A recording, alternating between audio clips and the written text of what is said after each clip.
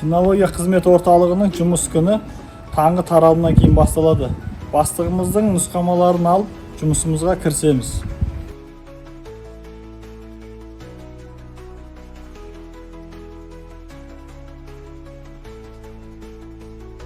Құрметті әріптестер, бүгін қоғамдық қауіпсіздікті қамтамасыз ету мақсатында есірткі заты мен жарылғыш затын бойынша қызметтіліктерді жалпы дайындау курсын өздеріңе бекітілген қызметтілікпен атқарыңдар.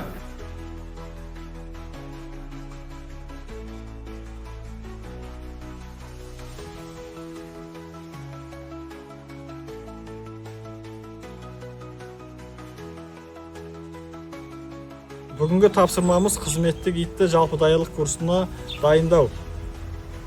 Қызметтік иттің аты Лашын, жасы 2-де.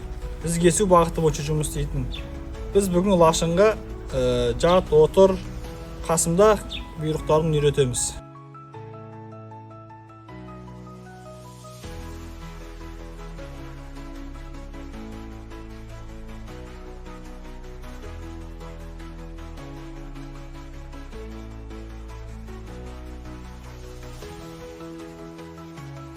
Аптасына 3 күн қызметтік иттің көмегімен пошталық жөнелтімдерді тексереміз.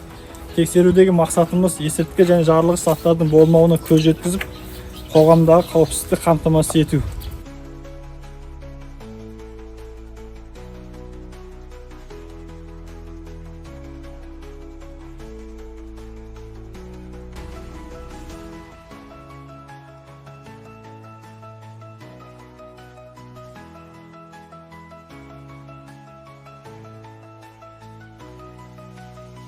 Қоғамдағы ауқымды мәселелердің бірі есірткі затын қолдану мен тарату болып табылады.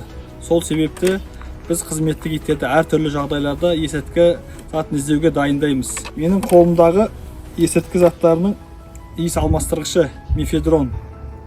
Біз қазір осы иісті жасыру арқылы қызметтік иттің жұмыс іздеу қабілетін анықтаймыз.